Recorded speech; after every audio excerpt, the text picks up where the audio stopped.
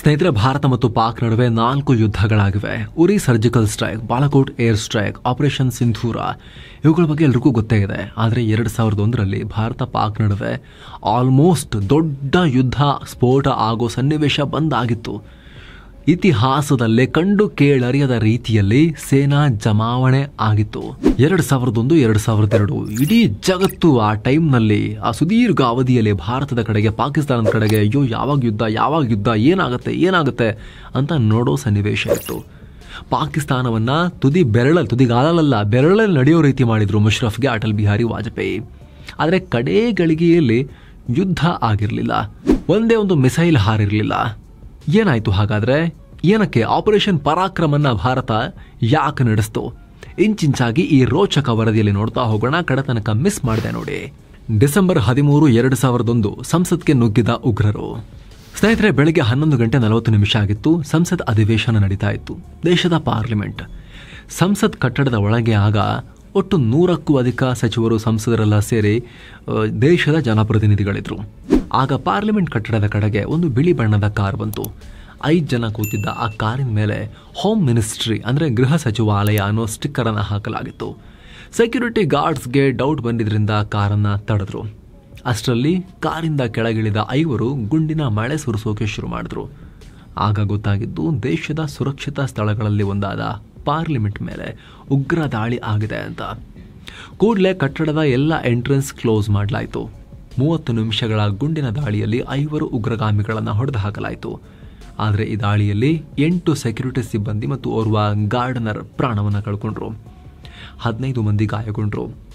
ಸಂಚು ರೂಪಿಸಿದ್ದು ಮತ್ತು ಉಗ್ರರಿಗೆ ನೆರವು ಕೊಟ್ಟ ಆರೋಪದ ಮೇಲೆ 4ರನ್ನ ಅರೆಸ್ಟ್ ಮಾಡಲಾಯಿತು.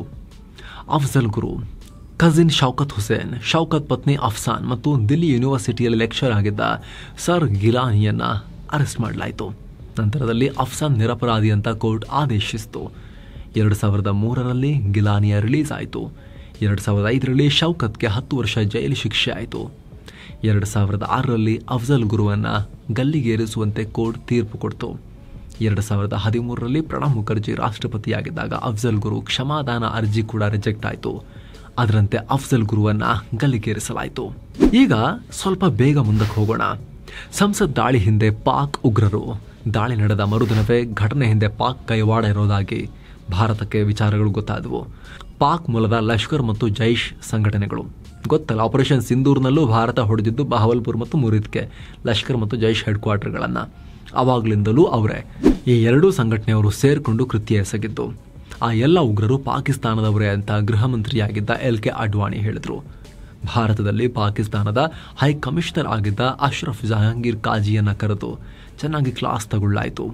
ಅದೇ ದಿನ ಪಾಕಿಸ್ತಾನ ತನ್ನ ಮಿಲಿಟರಿಗೆ ಹೈ ಅಲರ್ಟ್ ಘೋಷಿಸಿ ಕಾರ್ಯಾಚರಣೆಗೆ ರೆಡಿ ಇರಿ, ಭಾರತ ಏನೋ ಮಾಡಬಹುದು ಅಂತ ಸೂಚಿಸಿತು. ಜೊತೆಗೆ ಇವೆಲ್ಲ ಭಾರತದ ನಾಟಕ, ಈ ಬಗ್ಗೆ ಅಂತಾರಾಷ್ಟ್ರೀಯವಾಗಿ ಇಂಡಿಪೆಂಡೆಂಟ್ ತನಿಖೆ ಆಗಬೇಕು ಅಂತ ಒತ್ತಾಯಿಸಿದ್ರು. ಆಪರೇಷನ್ ಪರಾಕ್ರಮ್ಗೆ ಭಾರತ ತಯಾರಿ. ಜನವರಿ ವೇಳೆಗೆ ಭಾರತ ಕಾಶ್ಮೀರ ಮತ್ತು ಪಂಜಾಬ್ ಭಾಗದಲ್ಲಿ ದೊಡ್ಡ ಮಟ್ಟದಲ್ಲಿ ಅಂದರೆ ಸುಮಾರು 5 ಲಕ್ಷದಷ್ಟು ಸೇನೆಯನ್ನು ನಿಯೋಜಿಸಿತು. 1971ರ ಬಳಿಕ ಇದೇ ಮೊದಲ ಬಾರಿಗೆ ಇಷ್ಟು ದೊಡ್ಡ ಮಟ್ಟದಲ್ಲಿ ಸೇನಾ ಜಮಾವಣೆಯಾಗಿತ್ತು. ಈ ಕಾರ್ಯಾಚರಣೆಗೆ ಭಾರತ ಆಪರೇಷನ್ ಪರಾಕ್ರಮ್ ಅಂತ ಹೆಸರಿಡಿತು. ಅದಕ್ಕೆ ಪ್ರತಿಯಾಗಿ ಪಾಕಿಸ್ತಾನ ಕೂಡ ಗಡಿಯಲ್ಲಿ 3 ಲಕ್ಷ ಸೇನೆಯನ್ನು ನಿಯೋಜನೆ ಮಾಡಿತು. 2 ರಾಷ್ಟ್ರಗಳು ಗಡಿ ಭಾಗಕ್ಕೆ ಬ್ಯಾಲಿಸ್ಟಿಕ್ ಮಿಸೈಲ್ಗಳನ್ನು ಸಾಗಿಸಿದ್ರು.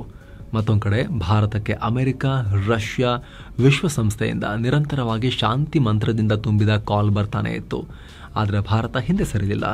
ಉಗ್ರ ದಾಳಿಯನ್ನು ನಾವು ಸೀರಿಯಸ್ ಆಗಿ ತಗೊಂಡಿದ್ದೀವಿ, ನಮ್ಮ ಪಾರ್ಲಿಮೆಂಟಿಗೆ ನುಗ್ಗೋದಂದ್ರೆ ಏನು, ಪಾಕಿ ಉಗ್ರರು ಅಂತ ವಿಶ್ವ ಸಮುದಾಯಕ್ಕೆ ಭಾರತ ತಿರಸ್ಕರಿಸ್ತಾನೆ ಬಂತು. ನಾವು ಈ ಸಲ ಕೇಳಲ್ಲ, ಪಾಠ ಕಲಿಸ್ತೀವಿ ಅಂತ. ಅಟಲ್ ಬಿಹಾರಿ ವಾಜಪೇಯಿ ಪ್ರೈಮ್ ಮಿನಿಸ್ಟರ್ ಇವರಂತೂ ಇಸ್ ಬಾರ್ ಆರ್ ಪಾರ್ ಕಿ ಲಡಾಯಿ ಹೋಗಿ ಅಂತ ಹೇಳಿದ್ರು. ಅಂದ್ರೆ ಈ ಸಲ ನಿರ್ಣಾಯಕ ಕದನ ಆಗುತ್ತೆ ಅಂತ ಹೇಳ್ಬಿಟ್ಟಿದ್ರು. ಏನು ಸ್ನೇಹಿತರೆ, ವರದಿಯಲ್ಲಿ ಮುಂದುವರಿಯುವ ಮುನ್ನ ಸಿಂಗಪುರ್ ಮಲೇಷ್ಯಾಗೆ 7 ಸ್ಯಾಂಡ್ಸ್ ಟೂರಿಸಂ ಮತ್ತೊಂದು ಟ್ರಿಪ್ ಆಯೋಜಿಸಿದೆ. ಆಫರ್ ಪ್ರೈಸ್ $1,05,000 ಮಾತ್ರ. Singapore Malaysia 5 night 6 day trip ಇದು. ಈ ಪ್ಯಾಕೇಜ್ ನಲ್ಲಿ flight ticket, visa, 4 star hotel stay, Indian food, AC transportation ಮತ್ತು ಕನ್ನಡ ಟೂರ್ ಮ್ಯಾನೇಜರ್ ಸೌಲಭ್ಯ ಇರುತ್ತೆ. ಎಲ್ಲೆಲ್ಲಿ ಹೋಗೋದಿರುತ್ತೆ ಅಂತ ನೋಡಿದ್ರೆ Universal Studios, Night Safari, Gardens by the Bay, Cloud Forest, Sentosa Island cable car, Singapore city tour, Kuala city tour, Genting Highland with Batu Caves, Petronas Twin Tower ಎಲ್ಲ ಹೋಗೋದಿರುತ್ತೆ. ಹೊರಡೋ ದಿನ 19 ಜೂನ್ 2025. ಕೆಲವೇ ಸೀಟುಗಳು ಲಭ್ಯ. ಆಸಕ್ತರು ಈ ನಂಬರ್ಗೆ ಕಾಲ್ ಮಾಡಿ ನಿಮ್ಮ ಸೀಟನ್ನ ಈಗಲೇ ಬುಕ್ ಮಾಡಬಹುದು. ಬನ್ನಿ ಈಗ ವರದಿಯಲ್ಲಿ ಮುಂದುವರಿಯೋಣ. ಸರ್ಜಿಕಲ್ ಸ್ಟ್ರೈಕ್ಗೆ ನಿರ್ಧರಿಸಿದ್ದ ಅಟಲ್ 4 ವಾರಗಳಲ್ಲಿ ಸೇನೆ ನಿಯೋಜನೆ ಆದಮೇಲೆ ಪಾಕ್ ಆಕ್ರಮಿತ ಕಾಶ್ಮೀರದಲ್ಲಿರೋ ಉಗ್ರರ ಟ್ರೈನಿಂಗ್ ಸೆಂಟರ್ಗಳನ್ನು ಧ್ವಂಸ ಮಾಡೋದು ಅಂತ 2002 ಜನವರಿ ಆರಂಭದಲ್ಲಿ ನಡೆದ ಭದ್ರತಾ ಸಂಪುಟ ಸಮಿತಿ ಸಭೆಯಲ್ಲಿ ಡಿಸೈಡ್ ಮಾಡಲಾಯಿತು. ಅದರಂತೆ ಜನವರಿ 14ನೇ ತಾರೀಕು ಮುಗಿಬಿದ್ದೆ ಬಿಡೋದು ಅಂತ ಡೇಟ್ ಕೂಡ ಫಿಕ್ಸ್ ಆಯಿತು. ಆಗ ಹಣಕಾಸು ಸಚಿವರಾಗಿದ್ದ ಯಶವಂತ್ ಸಿನ್ಹಾ ಯುದ್ಧಕ್ಕೆ ಆರ್ಥಿಕವಾಗಿ ರೆಡಿ ಇದ್ದೀವಿ ಅಂತ ಹೇಳಿದ್ರು. ಜೊತೆಗೆ ಪಾಕಿಸ್ತಾನದಲ್ಲಿದ್ದ ಭಾರತದ ಹೈಕಮಿಷನರ್ನ ವಾಪಸ್ ಕರೆಸಿ ಪಾಕಿಸ್ತಾನದಿಂದ ಬರೋ ಎಲ್ಲ ಫ್ಲೈಟ್ಗಳನ್ನು ಕ್ಯಾನ್ಸಲ್ ಮಾಡಲಾಯಿತು. ಆಗ ಪಾಕಿಸ್ತಾನ ಅಧ್ಯಕ್ಷ ಆಗಿದ್ದು ಮಿಲಿಟರಿ ಡಿಕ್ಟೇಟರ್ ಪರ್ವೇಜ್ ಮುಷರಫ್. ಭಾರತ ಇಷ್ಟೊಂದು ರೆಡಿ ಆಗಿರೋದು ನೋಡಿ, ಪೂರ್ಣ ಪ್ರಮಾಣದ ಯುದ್ಧಕ್ಕೆ ಬಂದಂಗೆ ರೆಡಿ ಆಗಿರೋದು ನೋಡಿ ಮುಷರಫ್ಗೆ ಭಯ ಶುರುವಾಯಿತು. ಹೀಗಾಗಿ ಅಮೆರಿಕ ಸೇರಿದಂತೆ ಬೇರೆ ಬೇರೆ ದೇಶಗಳ ಹತ್ರ ಹೋಗಿ ಮಧ್ಯಸ್ಥಿಕೆಗೆ ಕೇಳಿಕೊಂಡ್ರು. ಯಾವಾಗಲೂ ಇದೇ ಹಣೆ ಬರ, ಆವಾಗಲೂ ಹೀಗೆ ಕೇಳಿಕೊಂಡ್ರು. ಮುಷರಫ್ ಭಾಷಣ, ಆಪರೇಷನ್ಗೆ ಬ್ರೇಕ್. 2002 ಜನವರಿ 12 ಆಗ ಯಾವ ಕ್ಷಣದಲ್ಲಿ ಬೇಕಿದ್ರೂ ಭಾರತ ದಾಳಿ ನಡೆಸಬಹುದು ಅನ್ನೋ ಸ್ಥಿತಿ ಇತ್ತು. ಆದ್ರೆ ಅವತ್ತು ಪಾಕ್ ಅಧ್ಯಕ್ಷ ಪರ್ವೇಜ್ ಮುಷರಫ್ ಒಂದು ಸ್ಪೀಚ್ ಮಾಡಿದ್ರು. ಮೊದಲ ಬಾರಿಗೆ ಪರ್ವೇಜ್ ಮುಷರಫ್ ಭಾರತದ ಪಾರ್ಲಿಮೆಂಟ್ ಮೇಲಿನ ದಾಳಿಯನ್ನ ಖಂಡಿಸ್ತೀನಿ ಅಂತ ಹೇಳ್ಬಿಟ್ರು. ಜೊತೆಗೆ ಕಾಶ್ಮೀರ ವಿಚಾರದಲ್ಲಿ ಭಯೋತ್ಪಾದನೆ ಸಹಿಸಲ್ಲ, ಪಾಕಿಸ್ತಾನ ನೆಲದಲ್ಲಿ ಭಯೋತ್ಪಾದನೆ ಮುಗಿಸೋಕೆ ಎಲ್ಲಾ ಕ್ರಮ ತಗೊಳ್ತೀನಿ, ಕಾಶ್ಮೀರ ವಿಚಾರವನ್ನ ಮಾತುಕತೆ ಮೂಲಕನೇ ಬಗೆಹರಿಸಿಕೊಳ್ಳೋಣ, ಭಾರತದ ಬೇಡಿಕೆಯಂತೆ ಭಯೋತ್ಪಾದಕ ಸಂಸ್ಥೆಗಳನ್ನ ಬ್ಯಾನ್ ಮಾಡ್ತೀವಿ ಅಂತಲೂ ಕೂಡ ಘೋಷಿಸಿದ್ರು.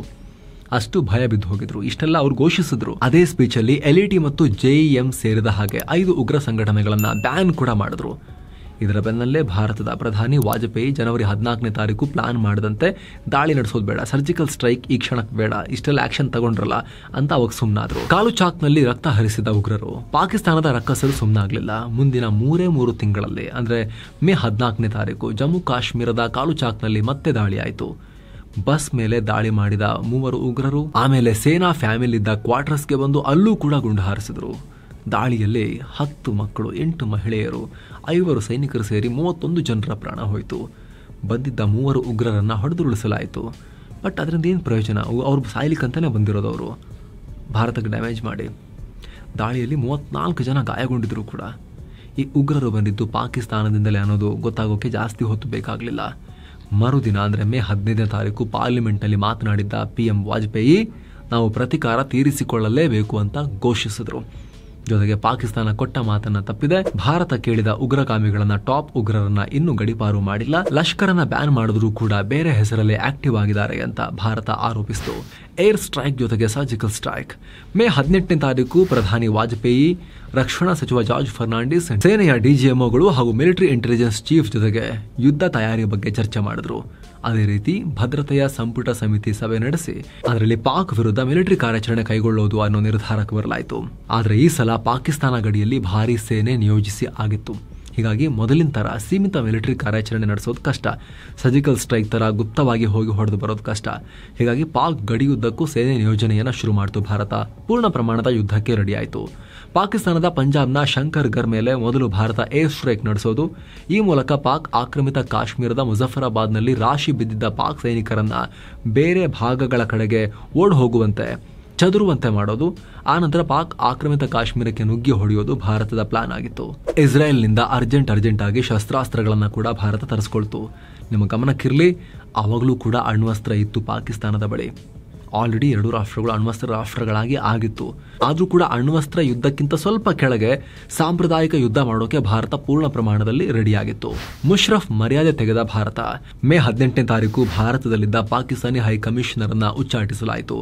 ಅದೇ ದಿನ ಜಮ್ಮುನಲ್ಲಿ ಪಾಕಿಸ್ತಾನಿ ಸೈನಿಕರು ಆರ್ಟಿಲರಿ ದಾಳಿ ನಡೆಸಿದ್ರು. ಭಾರತ ಕೂಡ ಪ್ರತಿ ದಾಳಿ ನಡೆಸಿತು. ಪಾಕಿಸ್ತಾನದ 6 ಮತ್ತು ಭಾರತದ ಓರ್ವ ಸೈನಿಕ ಪ್ರಾಣವನ್ನು ಕಳ್ಕೊಂಡ್ರು.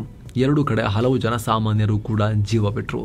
ಆಗ ಅಟಲ್ ಬಿಹಾರಿ ವಾಜಪೇಯಿ ನಿರ್ಣಾಯಕ ಯುದ್ಧ ಬರ್ತಾ ಇದೆ, ರೆಡಿ ಆಗಿರಿ ಅಂತ ಸೇನೆಗೆ ಆರ್ಡರ್ ಕೊಟ್ಟರು. ಮೇ 25ರಿಂದ ಮೇ 28ನೇ ತಾರೀಕಿನವರೆಗೆ ಪಾಕಿಸ್ತಾನ 3 ಮಿಸೈಲ್ ಟೆಸ್ಟ್ ಮಾಡ್ತು, ಪರೀಕ್ಷೆ ಮಾಡ್ತು. ಅದಕ್ಕೆ ಗಜನಿ, ಬಾಬರ್ ಅಂತ ಭಾರತದ ಮೇಲೆ ಈ ಹಿಂದೆ ದಾಳಿ ಮಾಡಿದ್ದ ದಾಳಿಕೋರರ ಹೆಸರನ್ನ ಇಟ್ರು. ಆದರೆ ಭಾರತ ಕೇರ್ ಮಾಡಲೇ ಇಲ್ಲ. ಬದಲಿಗೆ ನಾವು ಒಂದಷ್ಟು ಕ್ಷಿಪಣಿ ಟೆಸ್ಟ್ ಮಾಡಿ ಅವ್ರಿಗೂ ಒಂದ್ಸಲಿ ನಾವು ತಾಕತ್ ತೋರಿಸ್ತೀವಿ, ಆ ಥರದ್ದೇನೂ ಮಾಡಲಿಲ್ಲ. ಕೂಲ್ ಅಂಡ್ ಕಾಮ್ ಆಗಿತ್ತು. ಟೆಸ್ಟ್ ಮಾಡೋದೆಲ್ಲ ಮಾಡಿ ರೆಡಿ ಇಟ್ಕೊಂಡು ಆಗಿತ್ತು, ನಮ್ಮ ಹತ್ರ ಇತ್ತು ಕ್ಷಿಪಣಿಗಳು. ಆಗ ವಿದೇಶಾಂಗ ಇಲಾಖೆ ವಕ್ತಾರೆಯಾಗಿದ್ದ ನಿರುಪಮಾ ರಾವ್ ಡೈಲಿ ಬ್ರೀಫಿಂಗ್ ಮಾಡ್ತಾ ಇದ್ರು. ಪತ್ರಕರ್ತರು ಪಾಕಿಸ್ತಾನ ಮಿಸೈಲ್ ಟೆಸ್ಟ್ ಮಾಡಿದೆಯಲ್ಲ ಮೇಡಮ್ ಅಂತ ಪ್ರಶ್ನಿಸಿದ್ರೆ ವಿ ಆರ್ ನಾಟ್ ಇಂಪ್ರೆಸ್ಡ್ ಅಂತ ಹೇಳಿ ಹೋಗಿದ್ರು. ಮುಷರಫ್ ಕ್ಷಿಪಣಿ ಹಾರಿಸೋದ್ರಿಂದ ನಮಗೇನು ಇಂಪ್ರೆಸ್ ಆಗ್ತಾ ಇಲ್ಲ ಅಂತ ಹೇಳಿದ್ರು. ಆಗ ಇಡೀ ಜಗತ್ತಲ್ಲಿ ಟಿವಿ ಮತ್ತು ನ್ಯೂಸ್ ಪೇಪರ್ಗಳ ಅಂದಿನ ಯುಗ, ಇಂಟರ್ನೆಟ್ ಅಲ್ಲದ ಅಂದಿನ ಯುಗದಲ್ಲೇ ವೈರಲ್ ಆಗಿತ್ತು ಅದು. ಪಾಕಿಸ್ತಾನಕ್ಕೆ, ಮುಖ್ಯವಾಗಿ ಮುಷರಫ್ಗೆ ಅಂತಾರಾಷ್ಟ್ರೀಯವಾಗಿ ಅಪಮಾನ ಆಯಿತು. ಏನ್ರಿ ನಿಮ್ ಮಿಸೈಲ್ ನೋಡಿ ಇಂಪ್ರೆಸ್ ಆಗಿಲ್ವಂತೆ ಅವರು ಭಾರತೀಯರು ಅಂತೇಳಿ ನಗೋಕ್ ಶುರು ಮಾಡಿದ್ರು ಎಲ್ರು. ಅದಕ್ಕೆ ರೊಚ್ಚಿಗೆದ್ದು ಪ್ರತಿಕ್ರಿಯೆ ಕೊಟ್ಟ ಮಿಲಿಟರಿ ಡಿಕ್ಟೇಟರ್ ಮುಷರಫ್, ಏನ್ ಆ ಲೇಡಿ ಹಂಗೆ ಹೇಳೋದು, ಎಷ್ಟು ಸೀರಿಯಸ್ ಕ್ಷಿಪಣಿಗಳು ಗೊತ್ತಾ ಇವೆಲ್ಲ, ಎಂತ ಮಿಸೈಲ್ಗಳು ಗೊತ್ತಾ ಇವೆಲ್ಲ, ಇಂಪ್ರೆಸ್ ಆಗಿಲ್ಲ ಅಂತ ಹೇಳಿದ್ರೆ ಅನ್ನೋ ಹೇಳಿಕೆಯನ್ನು ಕೊಟ್ಟಿದ್ರು. ಅವ್ರಿಗೆ ಏನ್ ಹೇಳ್ಬೇಕಂತಾನೆ ಗೊತ್ತಾಗಿರ್ಲಿಲ್ಲ. ಪಾಕಿಗಳಿಂದ ಪರಮಾಣು ದಾಳಿ ಎಚ್ಚರಿಕೆ. ಜೂನ್ 5ನೇ ತಾರೀಕು ಮಾತನಾಡಿದ ವಿದೇಶಾಂಗ ಸಚಿವ ಜಸ್ವಂತ್ ಸಿಂಗ್, ನಾವು ಯಾವುದೇ ಕಾರಣಕ್ಕೂ ಪರಮಾಣು ಅಸ್ತ್ರವನ್ನ ಮೊದಲು ಬಳಸೋದಿಲ್ಲ ಅಂತ ಹೇಳಿದ್ರು. ಆದರೆ ಅದೇ ದಿನ ಮಾತನಾಡಿದ ಮುಷರಫ್, ನಾವು ಪರಮಾಣು ಅಸ್ತ್ರವನ್ನ ಮೊದಲು ಬಳಸೋಕೆ ಹಿಂದು ಮುಂದೆ ನೋಡಲ್ಲ ಅಂತ ಹೇಳಿಬಿಟ್ರು. ಈ ಸಲ ಆಪರೇಷನ್ ಸಿಂಧೂರಕ್ಕೂ ಮುನ್ನವೂ ಇದೇ ರೀತಿ ನಾಟಕ ಮಾಡಿತ್ತು ಪಾಕಿಸ್ತಾನ. ಇದಾದ್ಮೇಲೆ ಅಮೆರಿಕ, ರಷ್ಯಾ, ಫ್ರಾನ್ಸ್ ಹೀಗೆ ಎಲ್ಲ ರಾಷ್ಟ್ರಗಳಿಗೆ ಪ್ರಧಾನಿ ವಾಜಪೇಯಿ ಕಾಲ್ ಮಾಡಿ ಮಾತನಾಡಿದ್ರು. ಪರ್ವೇಜ್ ಮುಷರಫ್ ಕೊಟ್ಟ ಮಾತಿನಂತೆ ನಡ್ಕೊಳ್ತಾ ಇಲ್ಲ, ಭಾರತದ ಸಹನೆ ಮಿತಿಮೀರಿ ಹೋಗ್ತಾ ಇದೆ ಅಂತ ತಮ್ಮ ನಿಲುವನ್ನ ಹೇಳಿದ್ರು. ಆಗ ಹಲವು ರಾಷ್ಟ್ರಗಳು ಎರಡು ರಾಷ್ಟ್ರಗಳ ನಡುವೆ ಸಂಧಾನ ಮಾಡೋಕೆ ಮುಂದೆ ಬಂದ್ವು. ಆದರೆ ಅದು ಸಾಧ್ಯ ಆಗಲಿಲ್ಲ. ಕೊನೆಗೆ 2002ರ ಜೂನ್ 5ನೇ ತಾರೀಕು ಅಮೆರಿಕದ deputy secretary of state Richard Armitage ಪಾಕಿಸ್ತಾನಕ್ಕೆ ಭೇಟಿ ಕೊಟ್ಟರು. ಆಗ ಪರ್ವೇಜ್ ಮುಷರಫ್ ತನ್ನ ಮಾತಿನಂತೆ ನಡೆದುಕೊಳ್ಳೋಕೆ ಕಮಿಟ್ ಆಗಿದ್ದೀನಿ ಅಂತ ಹೇಳಿದ್ರು. ನಂತರ ರಿಚರ್ಡ್ ಭಾರತಕ್ಕೆ ಬಂದಾಗ ಮುಷರಫ್ ಸಂದೇಶವನ್ನ ಭಾರತಕ್ಕೂ ತಲುಪಿಸಿದ್ರು. ಆಗ ಭಾರತ ಮುಷರಫ್ಗೆ ಮತ್ತೊಂದು ಚಾನ್ಸ್ ಕೊಡೋಕೆ ನಿರ್ಧಾರ ಮಾಡಿತು. ಪಾಕಿಗಳ ಮೇಲೆ ಭಾರತದ ವಾಯುಪಡೆ ದಾಳಿ. ಇಷ್ಟಾದರೂ ಕೂಡ ಜಮ್ಮು ಕಾಶ್ಮೀರದ ಲೈನ್ ಆಫ್ ಕಂಟ್ರೋಲ್ ಬಳಿ ಭಾರತದ ಲೋಧಾ ಪೋಸ್ಟ್ ಅನ್ನ ಆಕ್ರಮಿಸಿ ಕೂತಿದ್ರು ಪಾಕಿಗಳು. ಅಹಂಕಾರ ನೋಡಿ ಅವ್ರದ್ದು. ಆಗ ಭಾರತ ಮಿರಾಜ್ ಯುದ್ಧ ವಿಮಾನ ಕಳುಹಿಸಿ 1000 kgಯಷ್ಟು ಸ್ಫೋಟಕವನ್ನು ಸುರಿದು 4 ಬಂಕರ್ಗಳನ್ನು ನಾಶ ಮಾಡಿತು. ಭಾರತೀಯರು ನಿರ್ಮಿಸಿದ್ದ ಟ್ರೆಂಚ್ಗಳನ್ನು ಕೂಡ ಪಾಕಿಗಳು ಆಕ್ರಮಿಸಿ ಕೂತ್ಕೊಂಡಿದ್ರು. ಬೋಫೋರ್ಸ್ ಹಾವಿಟ್ಸರ್ಗಳನ್ನು ಕೂಡ ಬಳಸಿ ಭಾರತ ಇದೆಲ್ಲವನ್ನ ವಶಕ್ಕೆ ಪಡೆಯಿತು. ಇದರಲ್ಲಿ ಸುಮಾರು 28 ಪಾಕಿಸ್ತಾನಿ ಸೈನಿಕರ ಜೀವ ಹೋಯಿತು. ಭಾರತದ ಜಾಟ್ ರೆಜಿಮೆಂಟ್ LOC ದಾಟಿ ಹೋಗಿ ದ್ರಾಸ್ ಬಳಿ ಒಂದು ಪ್ರಮುಖ ಪರ್ವತ ಶಿಖರವನ್ನು ಕೂಡ ಕಂಟ್ರೋಲಿಗೆ ತಗೊಳ್ತು. ಇಲ್ಲಿಂದ LOCಯಲ್ಲಿ ಪಾಕ್ ಕಡಗಿದ್ದ ಗುಲ್ಟಾರಿ ಕಣಿವೆ ಭಾರತಕ್ಕೆ ನೀಟಾಗಿ ಕಾಣಿಸೋ ರೀತಿ ಆಯಿತು. ಈ ಕಣಿವೆಯಿಂದಾಗಿನೇ ಪಾಕಿಸ್ತಾನ ದ್ರಾಸ್ ತನಕ ಬಂದು ಪೋಸ್ಟ್ಗಳನ್ನು ಹಾಕೊಂಡಿತ್ತು.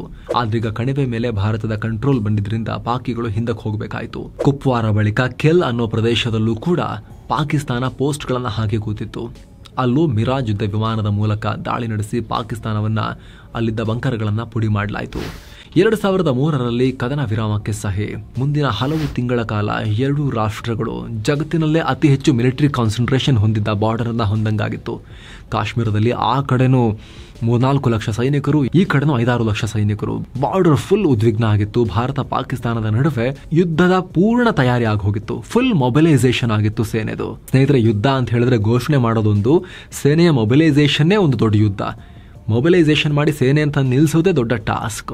ಸೀರಿಯಸ್ ಯುದ್ಧ ಇಲ್ಲ ಅಂದ್ರೆ ಅಷ್ಟೆಲ್ಲ ಮೊಬಿಲೈಸೇಷನ್ ಮಾಡಲ್ಲ. ಆದ್ರೆ ಈ ಸಲ ಪೂರ್ಣ ಪ್ರಮಾಣದ ಮೊಬಿಲೈಸೇಷನ್ ಆಗಿ ಹೋಗಿತ್ತು. ಗಡಿಯಲ್ಲಿ ನಿರಂತರವಾಗಿ ಗುಂಡಿನ ಸದ್ದು ಕೇಳಬರ್ತಾ ಇತ್ತು. ಆದರೆ ನಿಧಾನಕ್ಕೆ ಅಮೆರಿಕ ಮತ್ತು ಮಿತ್ರರ ಪ್ರೆಷರ್ನಿಂದ ಪರಿಸ್ಥಿತಿ ತಿಳಿಗೊಳ್ತಾ ಬಂತು. ಭಾರತ ಗಡಿ ಭಾಗದಿಂದ ಸೈನಿಕರನ್ನ ನಿಧಾನಕ್ಕೆ ಡೈಲ್ಯೂಟ್ ಮಾಡೋಕೆ, ವಾಪಸ್ ಕರೆಸ್ಕೊಳ್ಳೋಕೆ ಶುರು ಮಾಡ್ತು. ಪಾಕಿಸ್ತಾನ ಕೂಡ ಅದನ್ನೇ ಫಾಲೋ ಮಾಡ್ತು. ಎರಡೂ ರಾಷ್ಟ್ರಗಳು 2003ರ ನವೆಂಬರ್ನಲ್ಲಿ ಕದನ ವಿರಾಮಕ್ಕೆ ಸೈನ್ ಹಾಕಿದ್ರು. ಭಾರತ ಆಗಿನ ಕಾಲದಲ್ಲೇ ಈ ಆಪರೇಷನ್ ಪರಾಕ್ರಮ್ಗೆ $3-4 ಬಿಲಿಯನ್ ಖರ್ಚು ಮಾಡಿತ್ತು. ಸೇನೆಯ ಮೊಬಿಲೈಸೇಷನ್ಗೆ ಜೊತೆಗೆ ಸಣ್ಣ ಪುಟ್ಟ ಕಾರ್ಯಾಚರಣೆಗಳಿಗೆ ಪಾಕಿಸ್ತಾನ $1.4 ಬಿಲಿಯನ್ ಖರ್ಚು ಮಾಡಿತ್ತು. ಆದರೆ ಆಪರೇಷನ್ ಪರಾಕ್ರಮ್ ಅಲ್ಲಿಗೆ ನಿಂತಿದ್ಯಾಕೆ? ಅಷ್ಟೆಲ್ಲ ಯುದ್ಧ ಆಗುತ್ತೆ ಅನ್ನೋ ಸನ್ನಿವೇಶಕ್ಕೆ ಹೋಗಿ ವಾಪಸ್ ಬಂದಿದ್ಯಾಕೆ? ಸ್ನೇಹಿತರೆ, ಸೇನೆ ಜಮಾವಣೆ ಮಾಡೋಕೆ, ಗಡಿಗೆ ಶಸ್ತ್ರಾಸ್ತ್ರ ಪೂರೈಸೋಕೆ, ಫುಲ್ ಮೊಬಿಲೈಸೇಷನ್ಗೆ ನಮ್ಮ ಆರ್ಮ್ ಫೋರ್ಸಸ್ದು 3 ವಾರ ಬೇಕಾಯಿತು. ಆಲ್ಮೋಸ್ಟ್ 1 ತಿಂಗಳೇ ಆಯಿತು. ಇದರಿಂದ ಆ ಕಡೆ ಪಾಕಿಸ್ತಾನಕ್ಕೂ ಯುದ್ಧಕ್ಕೆ ರೆಡಿ ಆಗೋಕೆ ಅವಕಾಶ ಕೊಟ್ಟಂಗಾಯಿತು.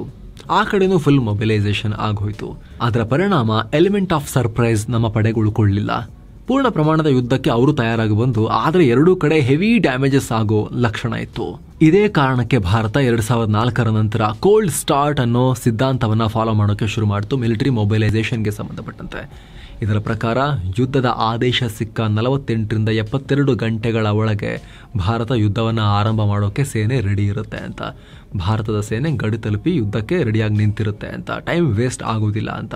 ಈ ಕೋಲ್ಡ್ ಸ್ಟಾರ್ಟ್ ಡಾಕ್ಟ್ರಿನ್ ನಲ್ಲಿ ಇಂಟಿಗ್ರೇಟೆಡ್ ಬ್ಯಾಟಲ್ ಗ್ರೂಪ್ಸ್ ಬರ್ತವೆ. ಅಂದ್ರೆ ಒಂದೇ ತುಕಡಿಯಲ್ಲಿ ಸೇನೆಯ ವಿವಿಧ ವಿಭಾಗದ ಎಲ್ಲ ತಜ್ಞರು ಇರೋ ತರ, ಎಲ್ಲ ರೀತಿಯ ಕಮಾಂಡೋಗಳು ಇರೋ ರೀತಿ, ಈ ರೀತಿ ಇಂಟಿಗ್ರೇಟೆಡ್ ಬ್ಯಾಟಲ್ ಗ್ರೂಪ್ಸ್ ಸಹಿತ, ಜೊತೆಗೆ ಎಲ್ಲೆಲ್ಲಿಂದ ಸೇನೆ ಯಾವ ರೀತಿ ಹೇಗೆ ಮೂವ್ ಆಗಬೇಕು, ಇಂತಿಷ್ಟು ಟೈಮ್ಗೆ ಎಲ್ಲಿಗೆ ಹೇಗೆ ಬರಬೇಕು, ಫುಲ್ ಮೊಬಿಲೈಸೇಷನ್ ಹೇಗಾಗಬೇಕು, ಕೇವಲ ಸೈನಿಕರು ಅವ್ರಿಗೆ ಬರಿ ಕೈಯಲ್ಲಿ ಬಂದರೆ ಆಗಲ್ಲ, ಶಸ್ತ್ರಾಸ್ತ್ರಗಳ ಮೂವ್ಮೆಂಟ್, ಆಹಾರ, food supplies, complete supply chain ಈ ವಾರ್ದು ಹೇಗೆ, ಅದಕ್ಕೆ ಪೂರ್ಣ ಪ್ರಮಾಣದ ಒಂದು ಡೀಟೇಲ್ಡ್ ಪ್ಲಾನನ್ನು ಭಾರತ ಕೋಲ್ಡ್ ಸ್ಟಾರ್ಟ್ ಡಾಕ್ಟ್ರಿನಲ್ಲಿ ಹಾಕ್ಕೊಳ್ತು.